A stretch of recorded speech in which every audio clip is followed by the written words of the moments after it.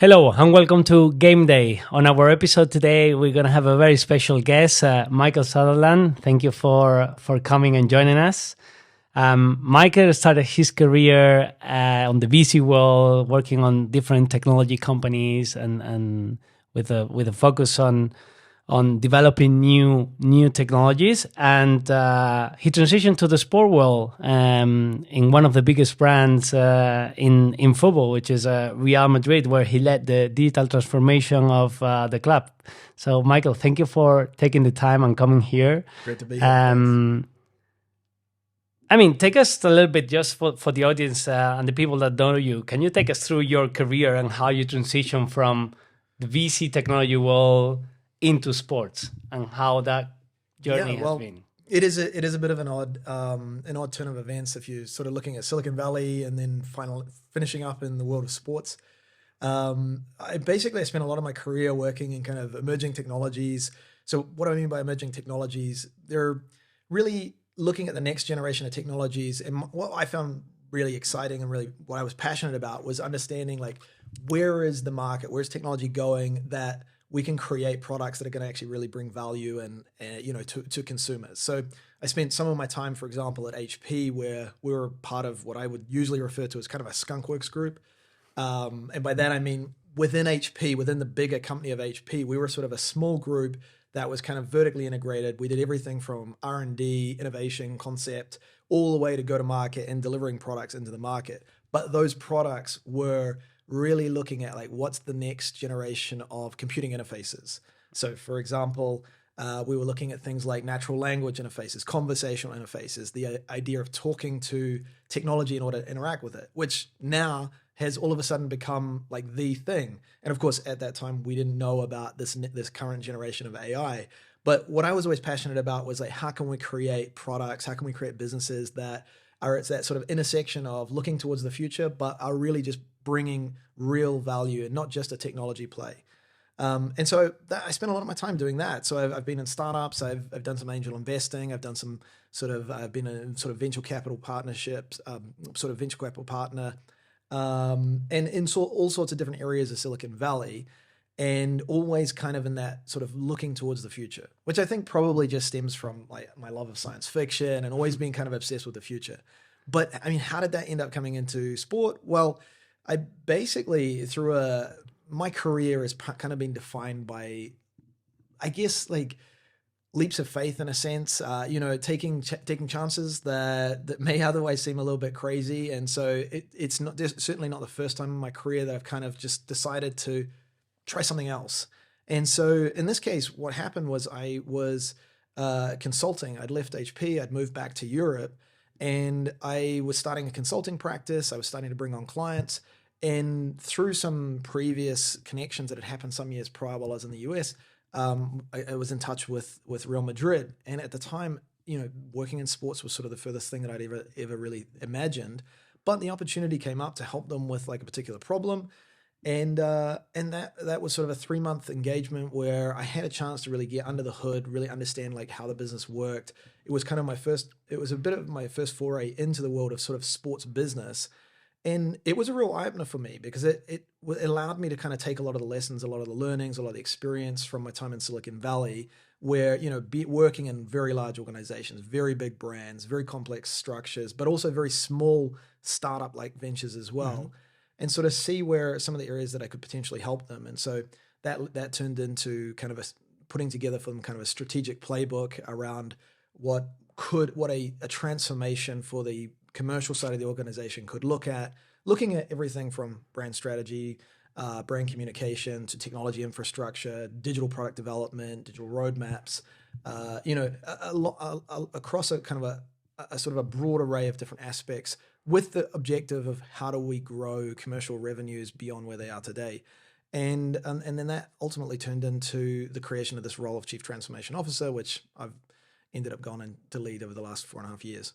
Yeah, I think coming from your technology background, you must have been very surprised. And I think that this is one of the main challenges of the industry today, is that the level of technology and digitalization in general in the industry, it's quite low. The adoption of new technologies in general is quite low. It has speed up in the last few years, but I would challenge that a little bit. I think that there is a perception that in the world of sports, the technology adoption's low. I think you have to break that down. It's a little bit of a more nuanced conversation than that. I think there are absolutely technologies embraced in many aspects of the world of sports. And again, it also depends on which sports you're talking about, which parts of that business you're looking at. Different sports have engaged technology in different ways from a sports performance standpoint. But from my perspective, looking more at the commercial side of the business, what I think you end up having is you've got a very difficult environment to innovate, to develop new technology. And that's not necessarily due to a lack of understanding or a lack of knowledge or a lack of talent. It's often just due to the fact that the organization of, say, for example, a football club is not really conducive to fostering that culture around commercial innovation. Because, of course, a lot of the focus is on the sports teams. It's on the basketball team, the football team. It's about allocating capital to those resources, building out your team. Because what your fans are looking for is they want you to win trophies. They want you to win matches. They don't necessarily want to hear about what your e-commerce strategy is. But, of course, all of those areas of the business have become more and more and more important as the business of sport has grown over the last 20 years.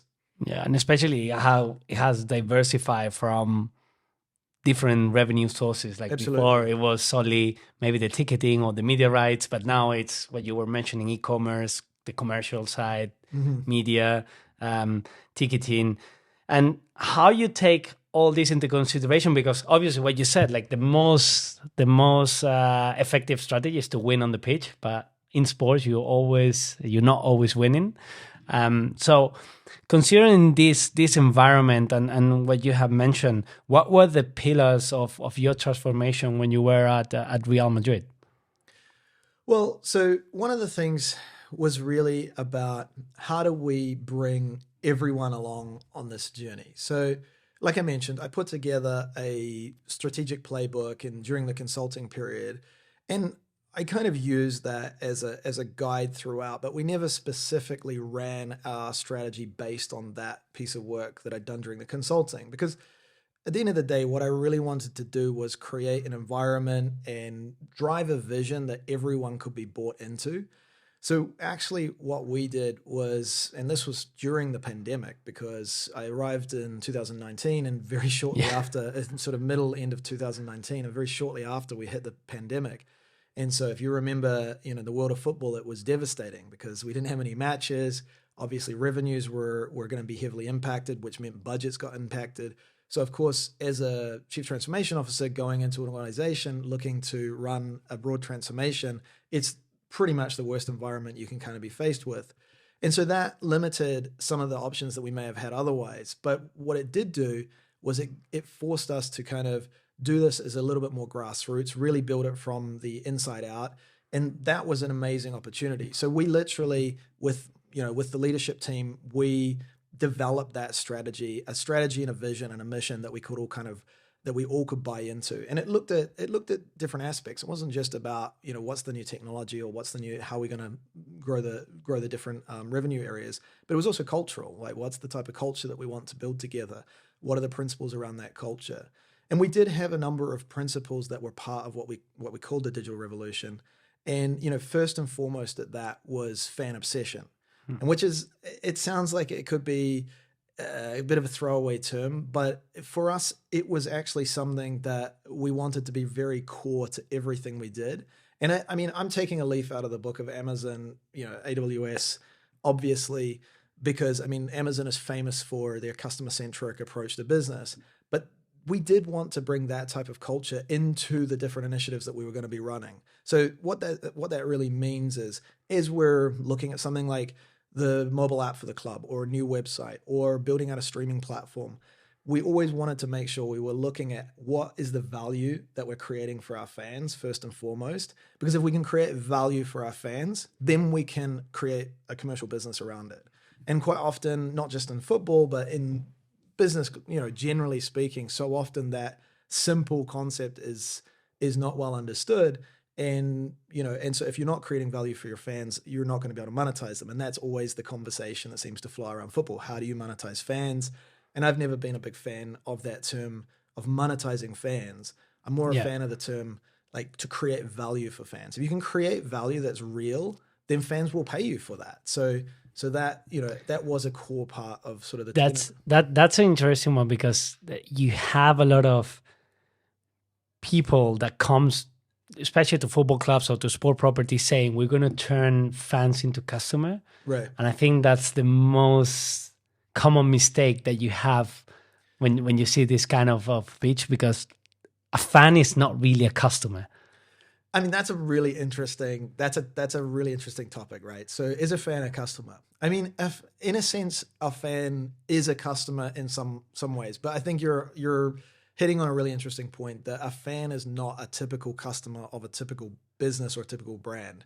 And understanding that is really important. Like football businesses, even though they're brands, they work very differently to typical commercial brands. And just even looking at it from a structural standpoint, in terms of a business structure, we're getting maybe into some boring details, but I mean, if you look at things like operating margins, if you look at the ability to reinvest profits back into your business growth, these are basic tenets of most businesses that typically don't happen as much in a football club, because like we said before, a lot of that capital usually tends to get reallocated back to the pitch. So you have to think very carefully about what it is you're trying to create for your fans. If you're going to think of them as a customer, in which they are a customer in some aspects. And for example, they will be a customer of your online store, for example, but you have to continue to think of them as fans. And so for us, that meant building a very broad strategy, sort of a very integrated digital strategy. And at the very top of that was what we called our Madridista community. And so something we can get into later, but loyalty is another term that is very much being talked about now in the world of football. Clubs want to build out their sort of membership or their loyalty programs, particularly as they're making a shift towards kind of a more direct consumer approach. And for us, that was kind of almost the tip of the pyramid, the tip of the spear. How do we create a great narrative, storytelling, communication, community building, that with that community, then we can build value together, we can build businesses together. And so it has to be a very integrated strategy across the whole business. And what areas of the business were you integrating into that Madridista membership program that you were building? Because I remember I started my career at Real Madrid, as we were discussing before, and I remember at the time the Madridista community was essentially not giving much value to fans. And one of the things that attracts me more was when I was talking to the person that was responsible for the Madridista program and the club. He told me that the number one benefit that people value most was the ID, the Madridista ID. So being able to show to the friends that they had a Madridista ID. But, that was a time that was 12 years ago already, something. So a time where you didn't have all these digital platforms that allow you to give more services and more options for fans. I mean, it also points to the fact of how much the world of football has changed over the last 20 years. So, I mean, first of all, the Madridista loyalty program, the Carne Madridista, from the numbers that I've seen based on the research we've done, has been one of the most successful loyalty programs of any of the major football clubs. So, I mean, the person, your ex-colleague that you're mentioning, I mean, did an incredible job of founding that program. And the program was founded on a model that made a lot of sense at the time. But it was a model that inherently was more of a local model. So, of course, for loyal fans in Madrid, particularly fans that don't have the ability to potentially be a socio, for example. So in Madrid, it's unlike most of the other places of the world, you could be a socio of the club. And that means a huge amount in Madrid. And I think that possibly, unless you're a long-term fan of Real Madrid as a club, for people outside Madrid, they may not really internalize the significance that has. So if you're not a socio of the club, then being a Madridista is really the next best thing you could do. And so having that card like you say, actually, it's not wrong, is the fact that based on the research, it was the most valued item of being a carne Madridista holder is to actually have that physical card. And that was something that came up in the research that we did, because essentially what we needed to do was extend that idea to a global fan community, because now, that program was launched over 20 years ago. And so now in those 20 years, Real Madrid as a club, as a brand, as an audience, I mean, throughout that time, we've had the rise of social media. Social media has created enormous reach. So now we're a very, very global audience. In fact, 1% of the fan base more or less lives inside of Madrid, as opposed to the 99% of people following the club from outside. So the question is, how can you create that value for an international market that doesn't have the ability to go to the stadium, that doesn't have the ability to engage in the club in such a close proximity as local fans. And so, for example, a lot of the other value of that program were things like discounts in local stores. Of course, expanding that program can be difficult if you want to do it at an international level. So we kind of rethought that model around the concept, not so much of loyalty, but as more around community. And so thinking about it as a global community, because at the end of the day, you can go anywhere in the world more or less, and you'll see people wearing Real Madrid jerseys. Yeah. And I mean, that is a kinship that is, you're literally wearing your identity on the sleeve. So that idea of identity is something that's really critical to that fan engagement. It's like, what does that identity mean to you as a fan? It's not just as a fan either. It's actually as a person. Your club that you're following actually is a part of your integrated identity as a person. So what we really were trying to do was build a narrative, build a story, build a community. What does that sense of belonging mean to you? How can we sort of move higher up that Maslow's hierarchy into kind of more self-actualization, and kind of looking at how do we connect fans together, not just connect fans to the club. Mm-hmm. So it was sort of really looking at it from a different model. And then on top of that, we have to build value that is relevant for international fans. And so that's where things like building streaming platforms are in play, building memorabilia platforms, building new digital businesses that have reach and have value for international fans, and then integrating across all of those different things into that fan community. So it's a combination of a lot of different things. And I mean, I think that it's still at the beginning, and I've obviously left the club now, and the team that's there has got an amazing roadmap that they're going to continue to build on. But that concept is about how do you build that global community. And I think one of the ultimate goals has been how to build more first-party data and for the club. And now there's a big discussion about, especially with the numbers that you have on social media, that at the end give you huge reach, but you don't really own that data, and you don't really know who your fan is. You can activate and you can work on that data, but ultimately it belongs to the platform. Yeah. And there's an increasing discussion in general in the sport industry on how you can increase that first party data and build your database and be able to know who your fans are and how they behave. I imagine that was one of the ultimate goals that you had, no? Well, there is a lot of talk around first party data, although I'd say that conversation is, now it's probably more mature. I would say that within the industry, that conversation around first party data was still maturing at the time that I joined the club. So you have obviously in every organization, you have different levels of awareness of different things. So you've got incredibly smart people in these organizations. And so within the organizations, there's a high awareness, but sometimes it can be challenging to get that awareness to a level where you can get the entire senior management bought into a concept. So we evolved a lot over the story of where the value of data is. And data has become obviously more and more important in the world of sports. And it's important for a number of reasons. It's not just about having first-party data. It's about really, why do you want to have first-party data? What are you going to do with that first-party data? So in order to be able to do something with that first-party data, you need to actually have a direct connection with the owners of that data. So that means actually running your e-commerce business, or having, this Madridista community. I mean, you actually need to build connections with your fans. And ironically, that's something that has not happened so much in the world of football over the last 20 years. And there's good reasons behind that, because a lot of these businesses can be quite complex to run. I mean, they require more technical expertise. They require lower operating margins, like we said before. They require more investment. There's more risk involved in them. And if you look at that compared to, say, sort of the more traditional businesses in a football club, you've got your broadcast rights, which typically are negotiated on your behalf. You've got stadium receipts, which depends a lot, obviously, on the success of your team, but also on the location of your stadium and the size of the stadium and all of that. But it's a fixed capacity asset. So, you can only fit a certain number of people. You can only hold a certain number of events. And of course, there's a big trend right now in renovating stadiums. The Bernabeu has just been renovated. So of course, that's an opportunity to create new revenues.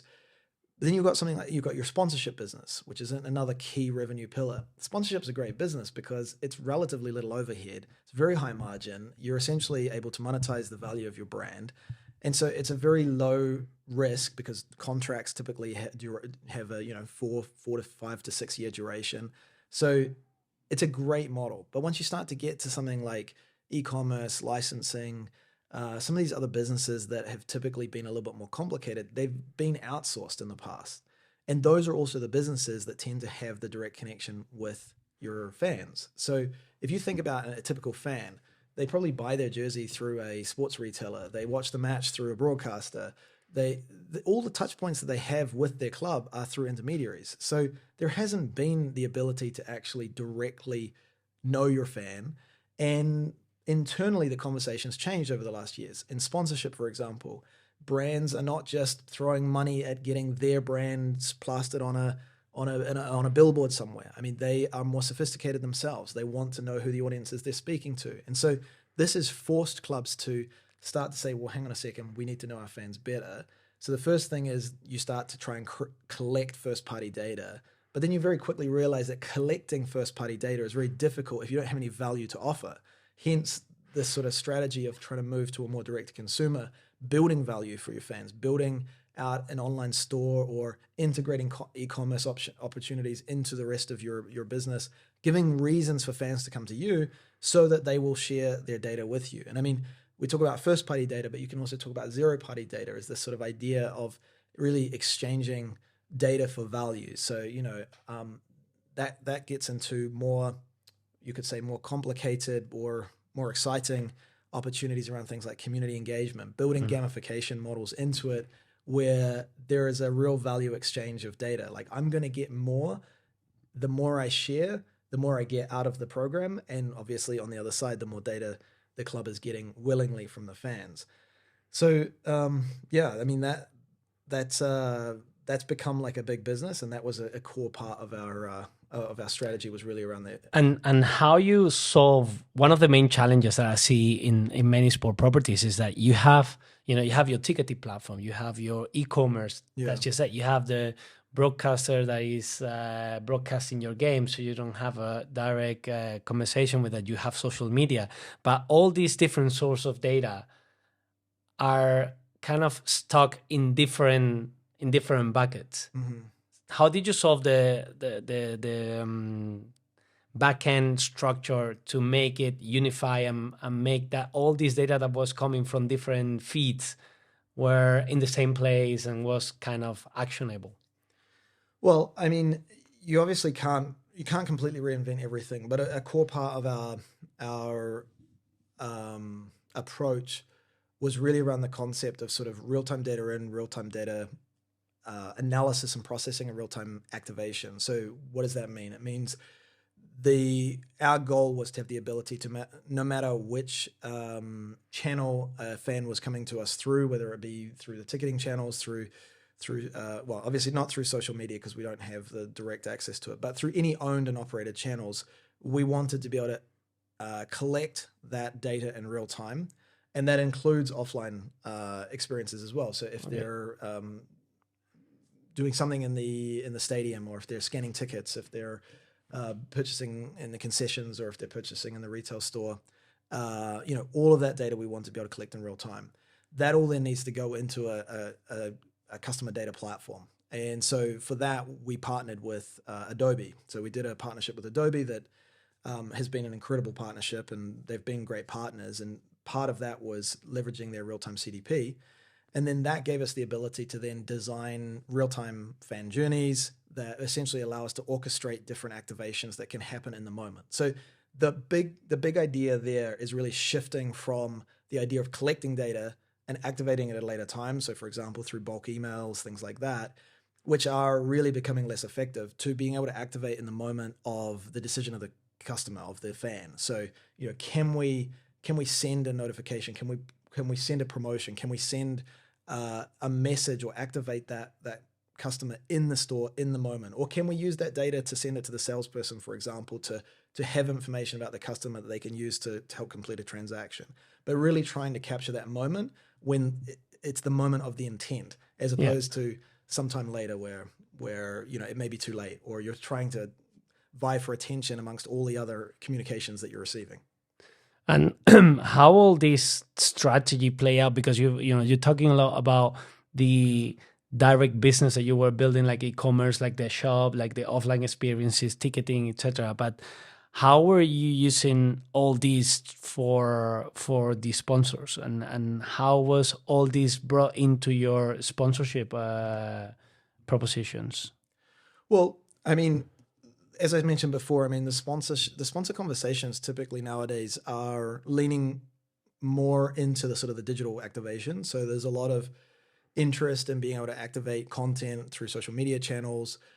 But also, I think more experiential activations are becoming more interesting. I think essentially anything where the brand, one of the things that starts to become possible with the approach that we took by having these customer data platforms is to be able to actually look at data sharing opportunities that are obviously GDPR compliant, where you can match personas and profiles. So, for example, if a sponsor like BMW had a particular persona or a particular profile that they were trying to target, we can now use the data that we've been collecting from our fans that they've given us permission for to match those profiles and run more targeted campaigns. So that's a level of sophistication that didn't really exist until the relatively recent years. I mean, it's not that it didn't exist outside the world of sports, but it's something that's becoming a lot more prevalent and a lot more desired. So like any business, I mean, you have to be competitive. So of course, there's a certain premium and a certain advantage to being a club like Real Madrid when it comes to engaging sponsors,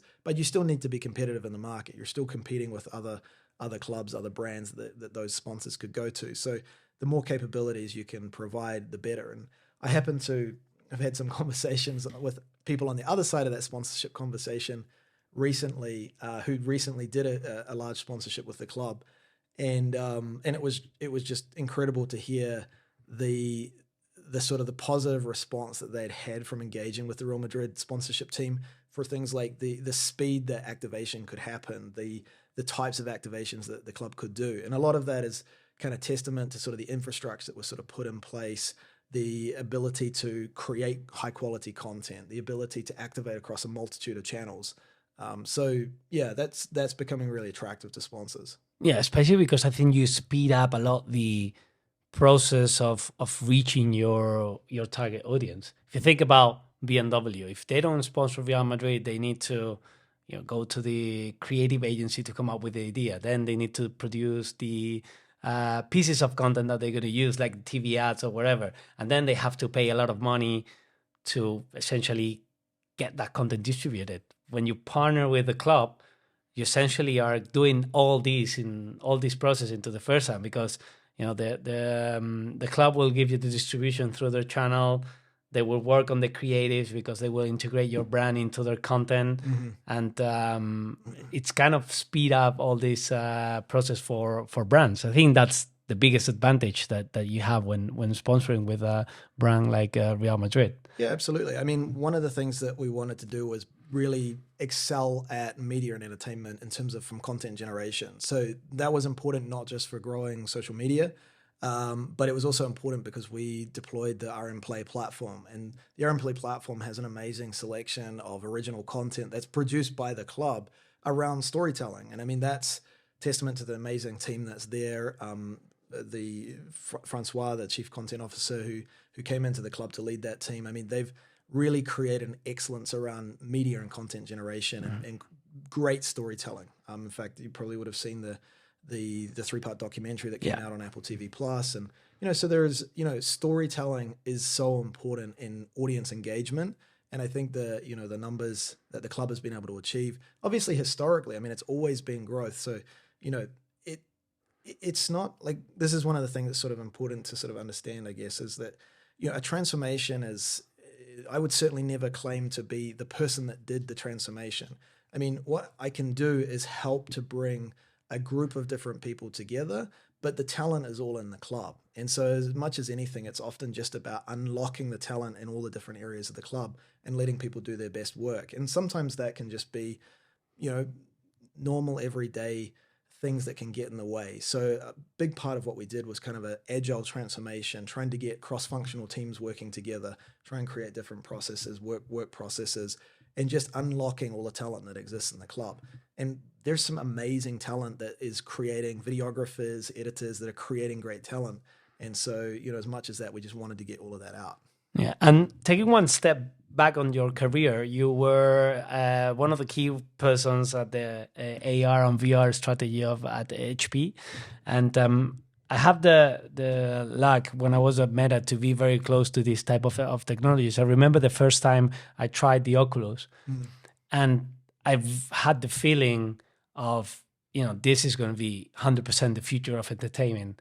How do you see VR and AR playing in the sport world? I know it's a complicated and wide questions, but I really believe that the future of entertainment it's with VR and sports, just because it's such an experiential content, will have one of the key pivotal roles in the development of this technology. Yeah. I mean, there's a lot in that, right? So, I mean, I've been in that space. I mean, a lot of people now have seen the Apple Vision Pro, and that may be their first entry into the kind of world of what's now being referred to as spatial computing. Historically, has been referred to as mixed reality or augmented reality, virtual reality. There's been a whole argument over the years of what that is. For others, maybe, the Quest from Meta was like their first foray into sort of virtual reality. I mean, but it really goes back decades and decades. I mean, virtual reality has been a technology that's essentially kind of come and gone from fashion at different moments. For some people, they may remember the virtual reality headsets from, I think it was the 1980s or 1990s, that were these giant CRT monitors that were strapped to your head. And I mean, it was like the bleeding edge of technology at the time, and it was the future, and everyone was going to live in these virtual realities. And it never came to pass. And then, where I kind of got more engaged into it was during, I think it was around 2012-ish, 2011 probably, when the Oculus, which was the company that got acquired by Meta, the Oculus DK1, the developer kit 1 came out. And so for me, it was mind-blowing. I mean, it was mind-blowing for everyone that saw that technology at the time. And the technology has only got better, because if anyone remembers the Oculus DK1 compared to what we have today with the Quest 3 and the to be honest, I have to admit, I haven't yet tried the Vision Pro. I need to try it. But, yeah, me neither. But it has to be amazing. It's going to be amazing. So I mean, we're talking about low resolution screens, what was called screen door effect, where you could literally see the gaps between the pixels in the screens. I mean, it was pretty horrible, but it showed a future that was really exciting. And I was also working at a company at the time where we had a piece of technology that was blowing people's minds, and it was like the darling of Silicon Valley. It was a company called Leap Motion, and we were kind of termed to be sort of the Minority Report come to real life. And for anyone that remembers Minority Report with Tom Cruise, he was, controlling his computer with his hands, and it was all gesture based, and that was supposed to be the future of computing. And so everyone was really excited because the technology we created could map your hands and fingers in virtual space and 3D and really high accuracy, really low latency, and which of course now is technology that's embedded into these virtual reality headsets. But at the time, it was very novel. And so one of the use cases that I was really passionate about at the time was to marry that sensor with the Oculus developer kit. And so it was the first time that you could see your hands in a virtual reality environment. And it was, what we were doing was we were using the sensor on the front of the headset, and the sensor had two cameras. So we were actually doing pass-through virtual reality back in 2011, 2012.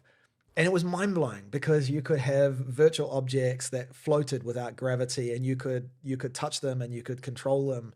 And I mean, it was phenomenal.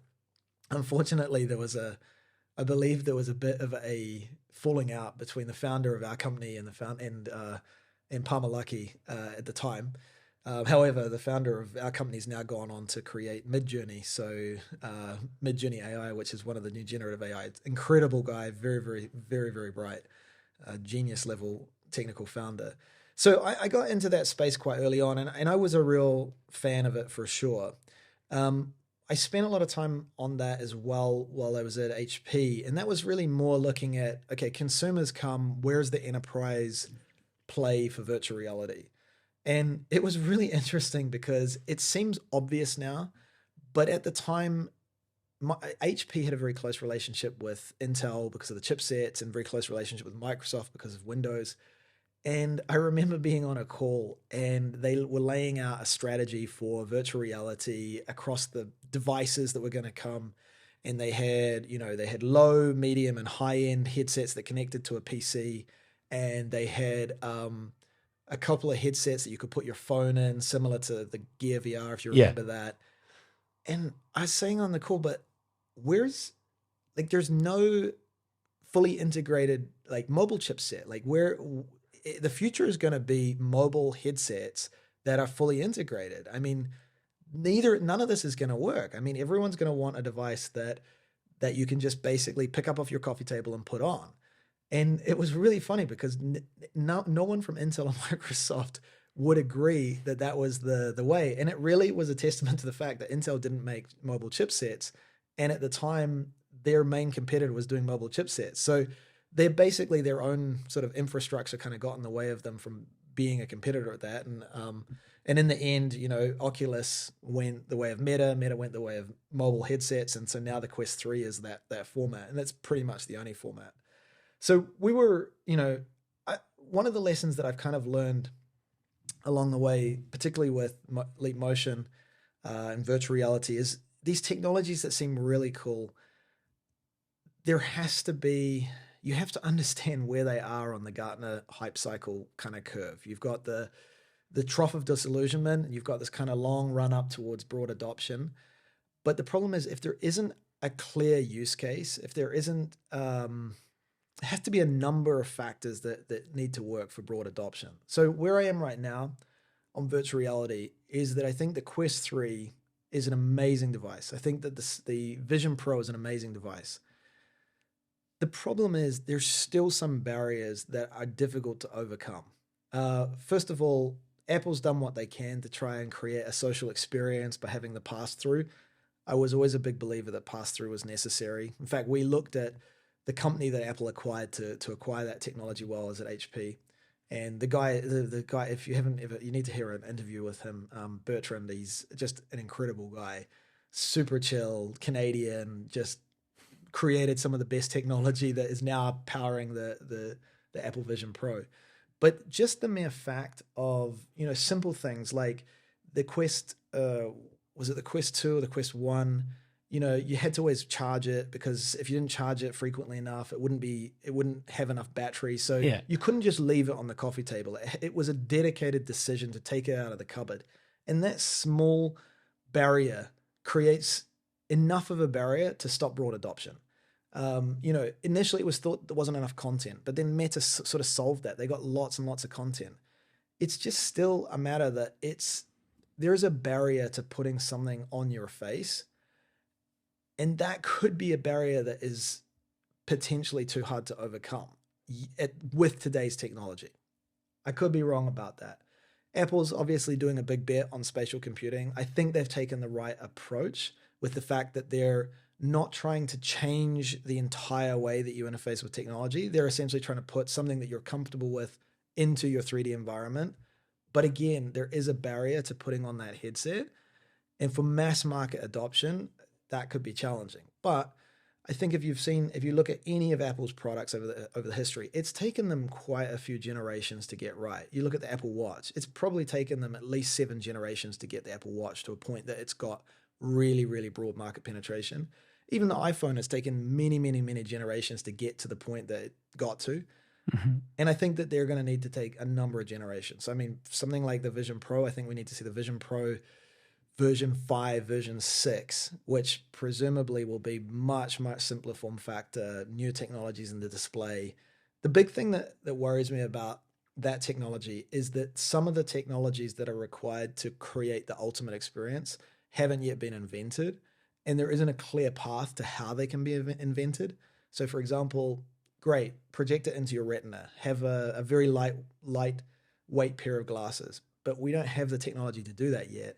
And there isn't a clear path to do that. So for that reason, I've always been a bit hesitant to invest heavily into virtual reality experiences.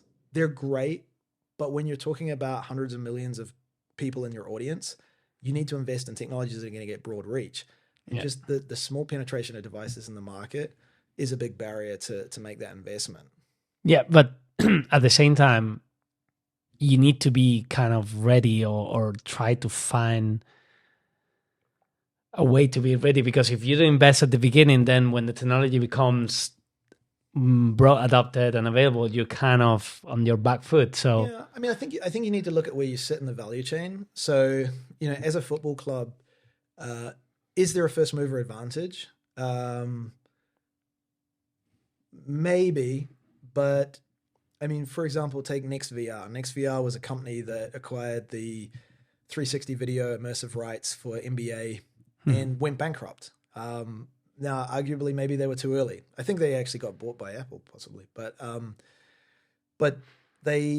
it just wasn't appealing enough, even with the match footage, to capture that market. So they were early mover. It didn't work for them. That's not to say that it won't ever work, but if I were to look at it from the position of being an early adopter in the hardware game, absolutely, you need many generations of creating new models to perfect the technology. So absolutely, if you're going to be producing content for a new format, it's hard to see that there's a huge first mover advantage there. There's probably some brand uplift if you get a lot of people on it, but then again, you've got the limit of devices. So even if you create an amazing piece of technology, maybe you get some articles written about how you're really innovative and how you're the first to create this new immersive content. There's not so many people that are going to see it, so it's some good exposure, some good earned media. But beyond that, it's not clear that there's a huge advantage. So, I think it's always a difficult decision, because you want to create experiences, you want to create these great experiences, but obviously, like in all business, you have to take decisions about where to allocate your budget. Yeah, but now I believe, and I'm a big believer of VR and AR in general, and I think, as I said, I think it's the future of entertaining. Now we're starting to get to a point where the production cost of the VR content it's going down, and you have companies like Stadium that are broadcasting a lot of live sports game, and I really believe and I really think that VR is the perfect experience in between the stadium experience and the TV broadcast, because the big problem that I see with VR and a lot of people that are skeptical about it is that in general they think that it's a substitution. So if they think that consumers in general will say, okay, I have the VR headset, so I will not go to the stadium. Mm-hmm. But I don't think that's true, because nothing is going to substitute the experience of going to the stadium. I agree with that. I agree with that. And I also agree that it could be a use case that breaks open the world of immersive viewing.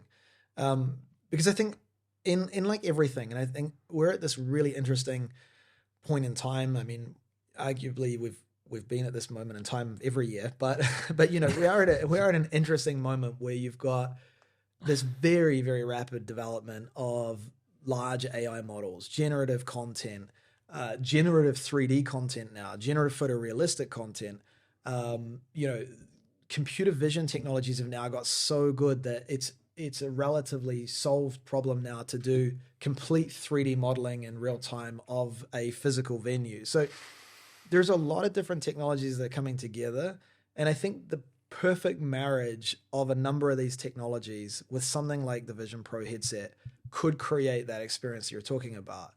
And if you nail it, that can be the tipping point. I mean, if you make it that it's just the thing that you're going to do on a Friday night or Saturday night is sit on your sofa with all your mates sitting on their sofas. You're all watching it together. It's a social experience. You've got this incredible kind of view that's better than you're going to get from your TV. Plus, you've got all the ancillary stuff. You've got 3D replays that are in 3D. I mean, you know, if you can create that experience, that can be the tipping point. And then that's the great thing. I mean, it's like cell phones, right? I mean, once upon a time, like way back in the day, I mean, I remember the term yuppie. I mean, yuppie was a young, I can't remember what the term stood for, but it was like basically a young show-off professional that had too much money and wanted people to see that they had lots of money. So they bought one of these cell phones, and I mean, it had no practical value, and, you know, and who cares? But then it arrived at a moment that, you know, that guy on Sunday got the call from the partner at the firm or the boss, and you didn't have the phone, and all of a sudden you were disadvantaged. So, you know, that social effect where, hey, if all my mates are watching this and they've all got headsets, of course I'm going to get a headset. So there has to be that kind of mechanic at play. And I think once that experience happens, and it could be in sports, you could see a huge network effect where all of a sudden it makes sense to go buy one of these headsets. And of course, we're still early days. I mean, the Apple Vision Pro headsets are what, €3,000.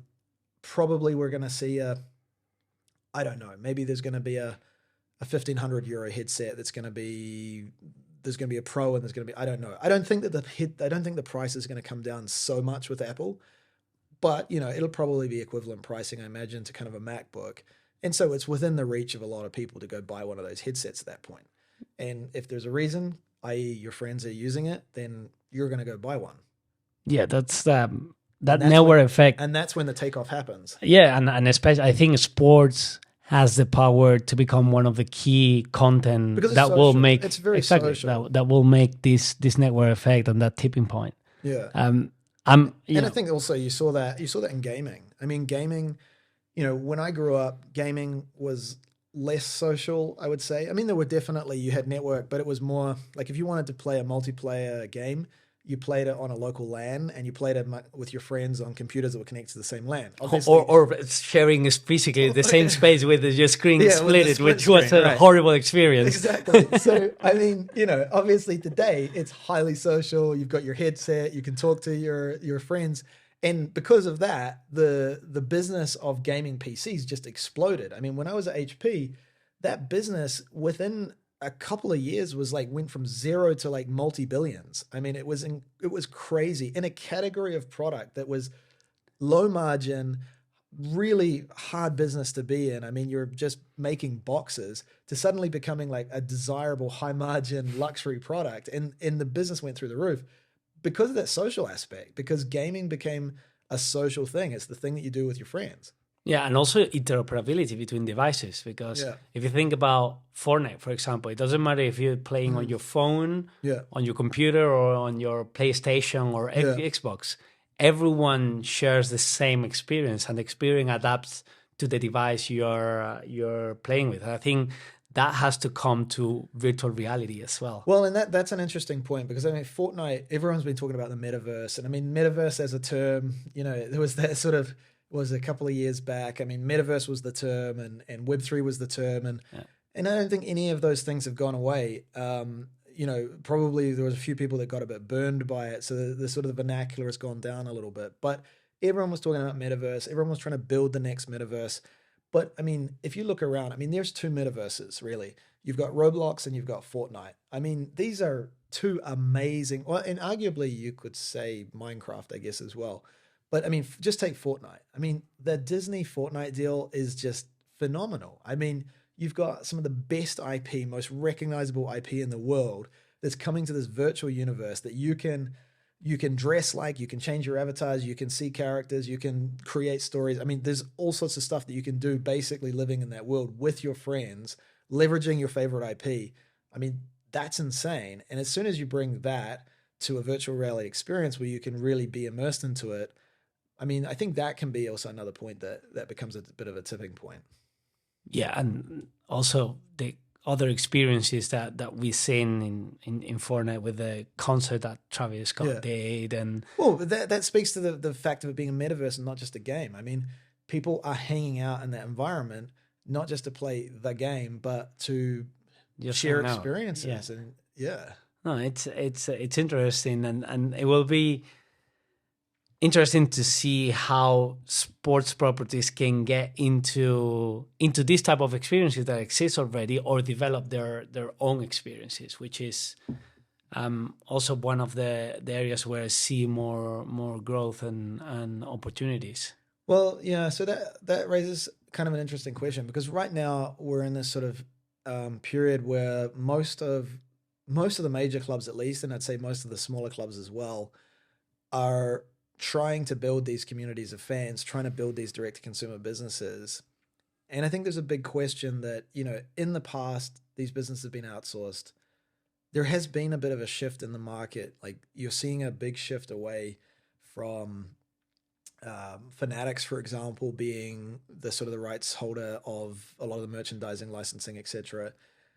They've been typically running the e-commerce stores, and a lot of clubs have not really been happy with the way those businesses have been run. And Fanatics does very well as a business. They're a huge valuation. They're doing amazing in the US, but arguably the international part of the business has fallen away a bit. And so clubs, big clubs particularly, know that they have valuable brands. They know that they need to grow their audiences. They want to be more connected to it. And so operating through an intermediary in that way is no longer the way that they want to do it. So the question is, what do you do? Do you do it yourself or do you find someone else? And there's not a lot of options in the market. And so it's a bit of a tricky time. And a lot of people in a lot of clubs are thinking right now about what is the right approach. We've just seen Man U do a deal with Scale. Well, the problem is in the world of football, it can be a very unpredictable environment. You can have incredible success on the pitch one year and generate enormous revenues through Champions League. And then the next year, maybe you have poor performance. And so the difference in revenues year to year can be substantial, which also means that from a planning perspective, you tend to be fairly conservative with your budgeting. So if you're looking at growing out a direct consumer business, my worry is going to be that for some of the clubs, even some of the biggest clubs, in the long term, maintaining a discipline of continuing to invest and potentially increase your investment into the development of that business is going to be difficult. And so it could be that there's an opportunity for a new model where it's, I think there's an external support, external infrastructure that might be needed to support these sports brands, but maybe done in a way that is a little bit more closely aligned to the brand values, aligned to the growth of the brand, the growth of the audience. And that's not typically just running a store. That may be there may be more aspects that they need support with. But it is, I see it that it could be difficult in the long run to get to big scale around something like e-commerce, because e-commerce typically it's a high volume business. If you want to, you can obviously work with logistics partners, but if you want to have warehousing means that you need to have high volume to justify the investment. And so if every club is doing that on an individual basis, it may not make economical sense. And so it may be that we're at a point in the growth of the industry where new models need to emerge that provide that infrastructure, that allow the clubs to scale these more complex businesses, that allow them to develop these direct-to-consumer businesses, but without having to do all the internal investment and heavy lifting themselves. Because Man U, I wish them all the success, but there's very few clubs that are the size of Manchester United. So for the rest of the clubs that are also wanting to take these initiatives, there's not a great deal of opportunity in the market right now for where they can find that support. Yeah, and I think that has been a little bit the evolution of the industry, where you were talking about it, that everything was through an intermediary. So basically, the sport industry was about transferring the risk to someone, whether it was the broadcaster with the media rights, fanatics with the e-commerce. At the end, the clubs were very focused on the sports side and not developing so much their business sides. The industry is evolving to a place where the risk cannot be transferred 100% to a third party. Because the problem with transferring risk is that who takes the risk captures the value. So it's very difficult to have someone else take the risk and for you to capture all the value. Absolutely, so yeah. Finding business models that have better alignment, let's say, and this is not to necessarily put fault to Fanatics, but Fanatics' model more or less is to manage a portfolio of assets. They have a number of different IPs from a number of different teams, and so they have a platform that they want to sell in high volume, and collectively the aggregate value of that IP is what helps to create that. That's where they capture value. But for them, their incentive is not to maximize the value of any one individual IP or team within that portfolio. And so that runs counter to the goals of the individual brands. So if you're a league like NFL, where it's more of a league structure, that may make more sense because you kind of want to lift the value of the league. Whereas in European football and other European sports, it's different. So you've got individual clubs that have individual brands and individual businesses, and a model where it's about portfolio maximization may not make the most sense. And so trying to find partners that can have aligned business objectives where there can be either investment or co-investment, but in a way where there is a good share of value and also sharing of data, sharing of brand IP, brand values, all these sorts of things. So you need to really align those models, but with a partner that can scale. Because if you look at a typical retail brand, they could be in the order of 1,000 to 4,000 people working in that organization. There's very few football clubs that are willing to scale that size of headcount. So, when you start looking at creating global commerce businesses, you need to start thinking about things like regional offices and regional marketing teams. And, all of that infrastructure that's required is very unattractive to the model of a football club. Yeah. And also the amount of products that you need to develop, because you're going to compare yourself with... And all of those products, all of that development, all of it is risk. You're taking risk in investing in a new product because you don't know if it's going to sell. You're taking risk in manufacturing that product because it could sit in your warehouses and cost you money. I mean, there's a lot of additional risk that comes with that. And that's all risk that is away from the pitch. None of that risk helps you. If that pays off, none of that helps you win more matches. Yeah. So it's difficult to really embrace that type of risk in the football business. And kind of to sum up all our conversation, and this is a question that I always ask to all the people that come to the podcast, is like, where do you see the biggest challenges at the moment on the sport industry, and where you see the biggest opportunities at the same time? The biggest challenges and the biggest opportunities. Well, I mean, I think one of the biggest challenges, at least in the world of football, but I think it's more broadly speaking across sports, many different sports, is what we've been talking about. It's how to scale the commercial business because these are becoming more sophisticated businesses. Brands have transitioned to being more direct to consumer. And with all of this becomes, all these complexities that we've talked about. And I mean, okay, it's one thing being a Real Madrid or a Manchester United. These are larger clubs, but for some of these clubs, they don't have the people internally to be able to manage these projects. So that is a challenge because, of course, as we've already seen, this creates larger and larger gaps. That can mean that leagues become less competitive. I think there is also a challenge right now where there's a bit of there's a lot of conversation that happens around the broadcast rights and the model of distribution for broadcast. And there's sort of people that are on the fence saying that we should move direct to consumer. And there are others that are saying that no, the best way to maximize rights are as the traditional method. I mean, I think that we're in a difficult moment where you've got this generational overlap where there's this conversation about engaging a new generation of fans and the need to continue to engage your existing generations of fans. There's two very, very, well, not just two, but many different profiles, including where you consume content, how you consume content. And so sports in some ways kind of stuck in this middle ground where it doesn't kind of know exactly which way to go. And then, of course, you've got technical challenges that go along with that. I mean, the recent Super League announcement talked about a platform for direct-to-consumer streaming. Obviously, streaming platforms have become very popular, Netflix and HBO and all of these streaming platforms, but these are all on-demand services.